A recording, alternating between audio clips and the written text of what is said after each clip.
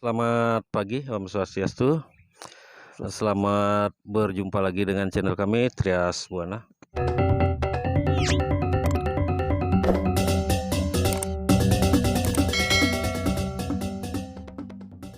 Temanku semua, semoga dilancarkan untuk rezekinya hari ini dan dilancarkan kesehatannya.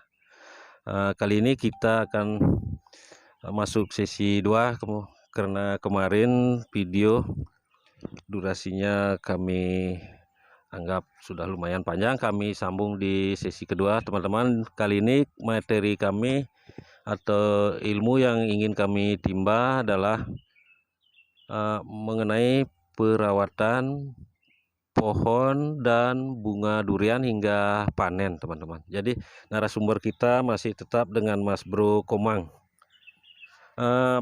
Bro Komang, ini duriannya kami lihat sudah mulai berguguran ya kelopak bunganya. Iya, sudah mulai berguguran. Ya. Untuk kelopak bunga ini biasanya kalau kelopak bunga ini waktu penggugurannya ini sekitar 1 minggu. 1 minggu untuk setelah pecah kelopak. munculnya bunga. Umur pecah kelopak itu sampai dia tuntas itu 1 minggu. Oh, 1 minggu. Kalau umur dari keluarnya bunga itu sampai dia pecah kelopak itu kurang lebih sekitar 30 sampai 35 hari. Ada kiat khusus untuk merawat nanti agar bunga ini bisa bertahan hingga finish, hingga menjadi buah yang siap dipanen? Kalau untuk perawatan bunga, biasanya untuk aplikasi penyemprotan bisa dilakukan kalau sudah bunga itu usia bunga sekitar 2 minggu. Itu bisa aplikasikan penyemprotan untuk perawatan inseknya terutama, karena memang ada biasanya itu serangan dari hama ulat untuk bunga yang sedang seperti kelereng lah. Istilahnya yang belum mekar. Bunga yang belum mekar. Artinya dari pertama muncul bunga berapa harinya harus disemprot insek? Iya, sekitar 2 minggu. 2 minggu dari setelah muncul bunga itu bisa dilakukan penyemprotan insek, tapi dengan dosis obat yang rendah. Kira-kira berapa cc per Kalau tangki? untuk biasanya kandungan lambda-cyhalothrin itu juga bisa dilakukan. Itu biasanya kita kasihkan 5-10 cc 5-10 per cc tangki 20 liter. Apakah perlu dicampur pungi atau pupuk cair? Boleh juga digunakan pupuk cair. Kalau untuk fungisida itu sebenarnya bisa juga digunakan, bisa juga tidak. Tapi yang paling penting itu adalah inseknya. Insektisida. Berarti nanti setelah penyemprotan pertama kan umur bunga setelah umur 2 minggu dilakukan penyemprotan mencegah serangan ulat. Itu dilakukan berkala, setiap berapa hari lagi baru disemprot lagi? Kalau untuk perawatan bunga, sebenarnya kita biasanya aplikasinya 1 kali, itu pun kita lihat dari intens serangan dari penyakit itu. Kalau memang serangannya tidak terlalu atau tidak ada, kita biasanya untuk bunga itu tidak dilakukan perawatan inseknya. Nanti setelah mekar, setelah pecah kelopak itu sekitar lagi 10 harinya baru kita lakukan sudah perawatan inseknya secara berkala. Itu biasanya intens waktunya itu 7-8 hari sekali. Penyemprotan buah. Penyemprotan buah sudah itu. Kalau bunga itu memang kita cuma lihat dari penyerangannya saja, penyerangan ulat. Kalau memang ada, kita lakukan aplikasi penyemprotan. Kalau tidak, kita bisa juga tidak lakukan. Berarti nanti penyemprotan insek itu dilakukan baik pada semua pohon yang ada di kompleknya ini? Iya, kita lakukan penyemprotan secara merata. Oke. Lambda-cyhalothrin. Itu yang paling penting ya. Artinya lalat maksud kami ulat itu mungkin datangnya dari serangan lalat buah, teman-teman. Setelah itu, setelah pecah bunga ada pentilnya kecil, itu disemprot minimal interval 7 sampai 10 hari sekali. Iya, dilakukan setelah umur 2 minggu dari pecah kelopak bunga. Oke, 2 minggu dari pecah kelopak bunga.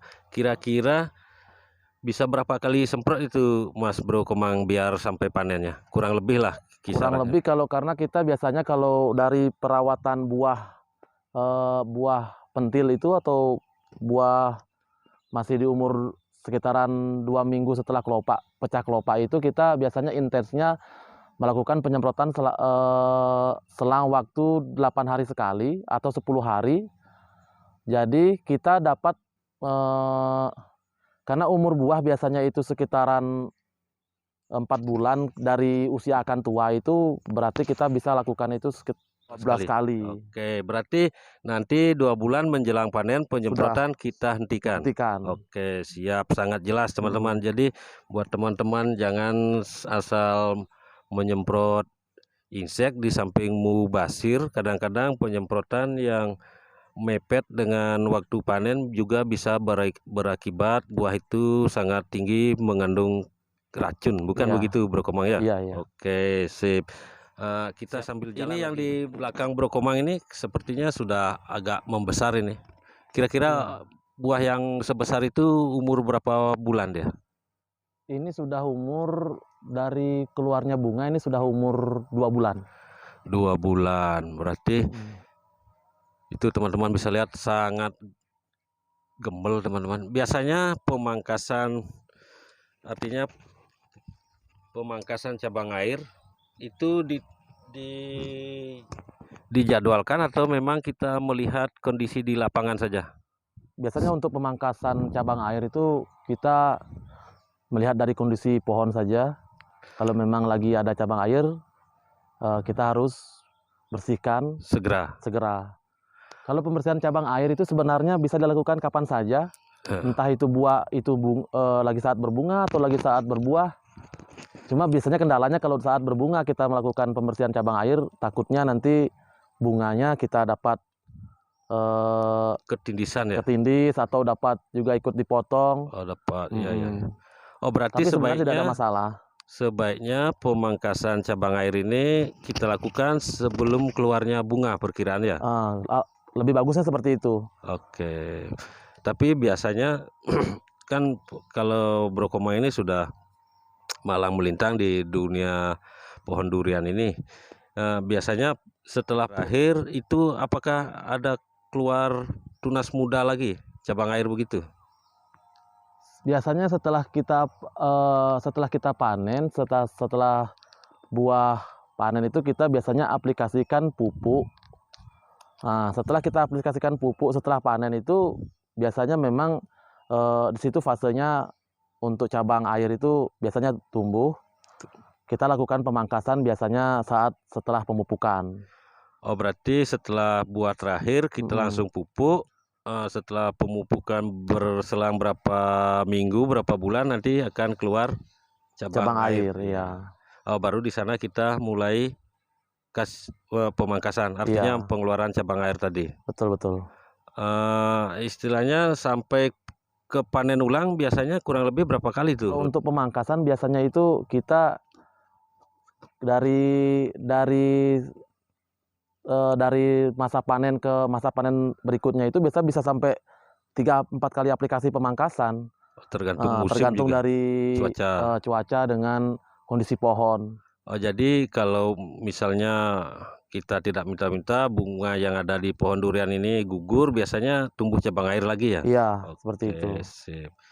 Jadi setelah durian berbunga, kita tidak perlu memakai pupuk butiran lagi, misalnya NPK 1616 yang kita hambur di bawah pohonnya, enggak ya? Kalau untuk saya pribadi tidak pernah melakukan pemupukan itu dikala durian posisi berbunga atau buah yang di bawah usia 3 bulan. Saya belum pernah melakukan aplikasi pemupukan, tapi kalau misalnya buah di usia 4 bulan atau pasca panen, di situ saya melakukan pemupukan. Oh, jadi tapi paling umumnya sih saya biasanya melakukan pemupukan itu pasca panen. Pasca panen, kurang lebih berarti 1 tahun 1 kali. Satu tahun 1 kali. Itu berbarengan biasanya pupuk kandang dan pupuk kimia. Kita aplikasikan pupuk kandang terlebih dahulu. Setelah 1 sampai 2 bulan selanjutnya baru kita aplikasikan pupuk kimia. Oke, jadi itu teman-teman. Jadi menurut beliau disarankan jangan melakukan pemupukan saat durian sudah mulai keluar bunga, teman-teman. Hentikan pemupukan nanti kalau teman-teman mau memupuk nanti setelah masa panennya habis. Kurang lebih begitu Pak Komang ya, Bro Komang. Oke. Jadi mungkin ada kiatnya lagi kalau untuk merawat buahnya nanti, merawat bunga biar jadi buah yang bisa dipanen. Kalau sebenarnya dalam posisi merawat buah, disinilah yang paling penting itu juga fungisidanya untuk perawatan funginya, jamurnya. Karena biasanya buah durian itu di usia 2 bulan sampai 4 bulan itu rentan terhadap jamur, apalagi kalau menghadapi cuaca yang ekstrim atau musim hujan. Itu bisa kita lakukan pencegahan jamur dengan cara aplikasi fungisida. Boleh dilakukan setiap aplikasi perawatan insek dicampurkan langsung ke dengan insek itu. Berarti itu tidak masalah. Tidak masalah. Berarti. Dan untuk fungisida juga bisa menggunakan produk apa saja. Iya, jadi teman-teman seperti informasi tadi dari 2 minggu dari keluar pecahnya bunga, teman-teman sudah mulai merawat sampai 2 bulan menjelang masa panen.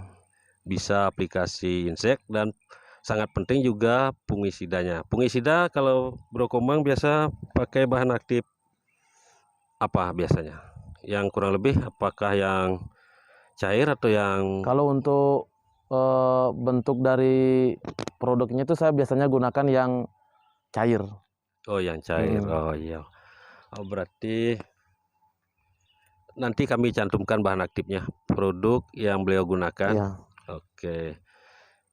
Jadi biasanya kan buahnya nanti setelah gede itu cabang ini tidak mampu, Pak Komang ya. Nanti kita tunjukkan juga buah yang sudah besar. Nantilah kita tunjukkan biar soalnya di radius dekat buah itu banyak mesin-mesin paras yang bunyi. Nanti kami tunjukkan gambarnya. Itu biasanya mesti dilakukan pengikatan atau kira-kira saja kalau cabangnya kuat dikasih biar aja atau bagaimana? Karena pohon durian itu sebenarnya sifatnya itu sangat rentan atau mudah patah. Paling penting memang kita lakukan pengikatan di usia durian itu menginjak di usia 3 sampai 4 bulan itu kita sudah lakukan pengikatan di dahan-dahan durian. Oh iya. Kita lakukan pengikatan kalau bisa hampir di setiap cabang, karena memang tidak bisa kita prediksi cabang itu akan kuat menahan buah atau tidak. Alangkah bagusnya itu kita lakukan pengikatan di setiap cabang. Berarti setiap cabang perlu kita ikat untuk pencegahan agar nanti cabangnya tidak patah. Oke. Boleh juga dilakukan kalau tidak diikat berarti kita harus lakukan menongkat, boleh juga menggunakan bambu. Berarti ditongkat dari bawah, disangga istilahnya. Iya. Kalau kendala-kendala yang nanti usia sudah produktif itu yang paling utama itu jamur, apalagi ini yang namanya jamur akar atau jamur batang ini, itu yang paling kendala utama nanti. Oh, yang bisa menyebabkan pohon itu mati. Dan kalau di buah mungkin ada kendala juga, Pak Komang? Kalau di buah sih sebenarnya kita cuma lakukan pencegahan dari ulat saja, itu saja dia dengan jamur itu. Mungkin kalau untuk aplikasinya itu sudah kita bisa, kalau kita sudah intens lakukan setiap interval 10 hari kayaknya sudah aman itu. Cukup dosis? Cukup dosis 20 boleh? 15 kah? Dosis untuk perawatan buah itu untuk takaran obatnya itu bisa kita sudah gunakan 20 cc. 20 cc teman-teman. Sepertinya keseluruhan sudah keluar bunga. Ini apakah Pak Komang juga mengaplikasikan sejenis CPT begitu yang seperti teman-teman kita sering lakukan? Iya, kalau untuk saya juga gunakan untuk CPT-nya untuk perawatan perawatan pohon ini, karena memang cuaca agak kurang mendukung. Kita harus menggunakan CPT atau Perangsang perangsang bunga. Oke, dengan bahan aktif yang tadi Iya, ya, Praklo, butrasol ya. iya, Kalau enggak salah eja nanti kami cantumkan iya, juga. Nanti merek dagangnya silakan teman-teman cari. Berarti beliau ini juga mengaplikasikan saat perangsang atau saat perangsang bunga, teman-teman. iya. CPT perangsang bunga. Nanti mengenai merek dagangnya teman-teman sesuaikan yang ada di daerah teman-teman. Jadi menurut Pak Komang, pengaplikasian ini tidak bermasalah pada cita rasa ataupun pada kesehatan pohon durian? Eh, Sebenarnya kalau kita menggunakan perangsang bunga atau sejenis Paklo Burasol itu, kita juga harus perhatikan dari segi pemupukan juga, karena memang kalau pemupukannya tidak seimbang, mungkin banyak efek-efek negatifnya yang akan ditimbulkan. Tapi kalau kita perawatannya seimbang dengan eh, melakukan perangsang bunga, sepertinya masih aman-aman saja. Artinya pemberian Nutrisi nutrisi pada pohon sangat itu penting, seimbang. baru kita bisa berikan perangsang. Nah, itu pun kalau istilahnya cuaca ekstrim, Iya. tidak mendukung. Kalau cuacanya bagus, kalau cuacanya stabil, kita tidak perlu menggunakan perangsang bunga, pasti akan berbunga. Pasti akan berbunga. Berarti perangsang bunga itu hanya menjamin pohon itu keluar bunga, tidak menjamin pohon itu berbuah.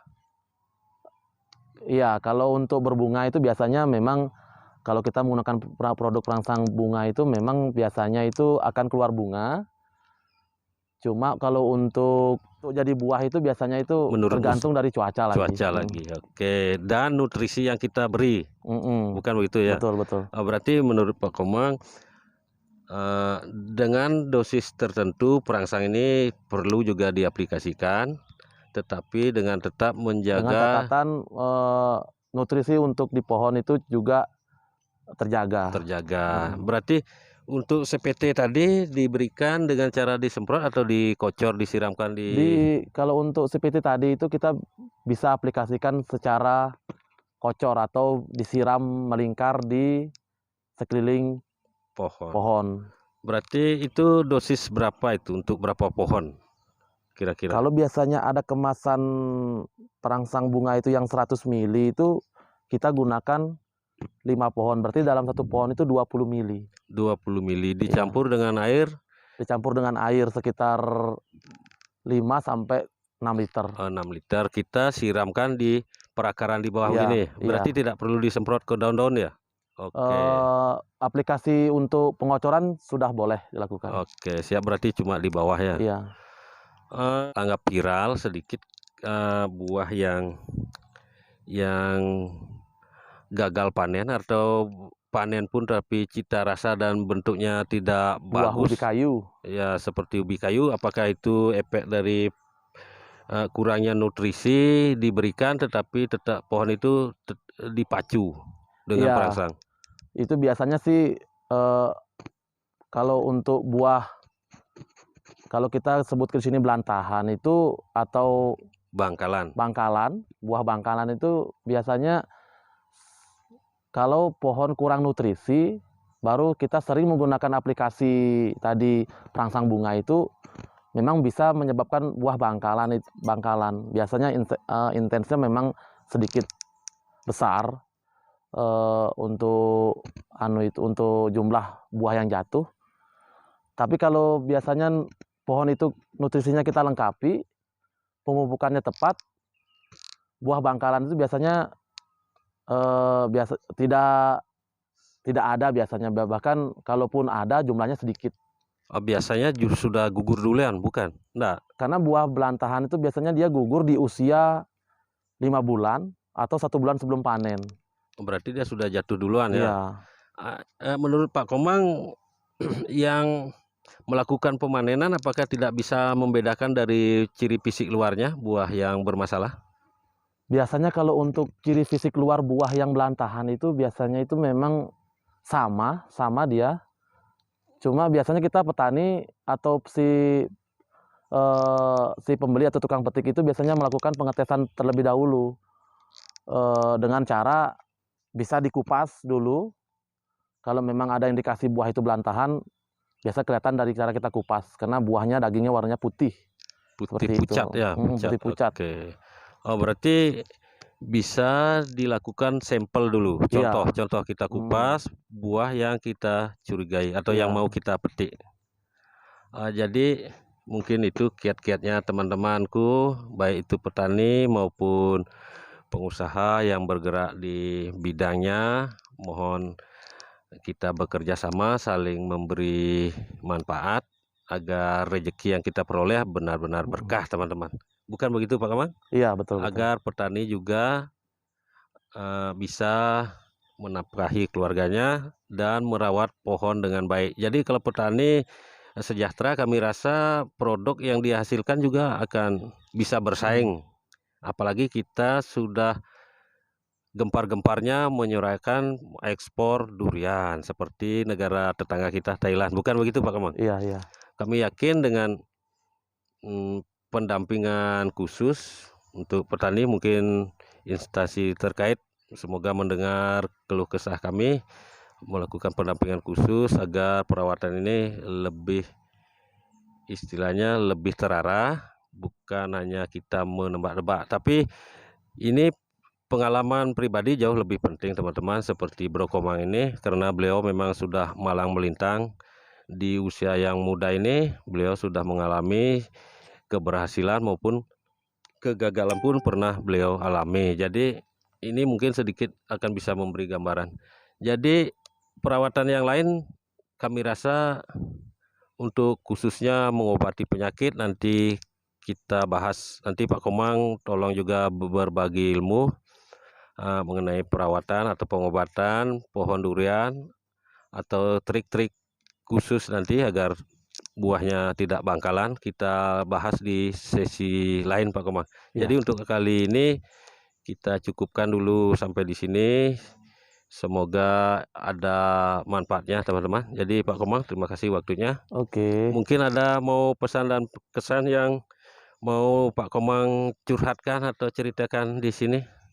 Mungkin kalau untuk teman-teman yang ingin berbudidaya durian, paling yang saya akan berikan masukan yaitu semangat untuk menanam durian, karena memang untuk pemasaran buah durian sekarang kita ini sudah mulai bagus pemasarannya, bahkan sudah diekspor. Intinya kita menanam dulu. Iya. Resiko kita tanggung bersama di belakang hari.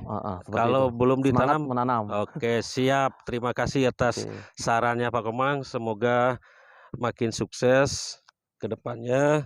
Jangan pelit-pelit berbagi ilmu. Yuk, sampai jumpa.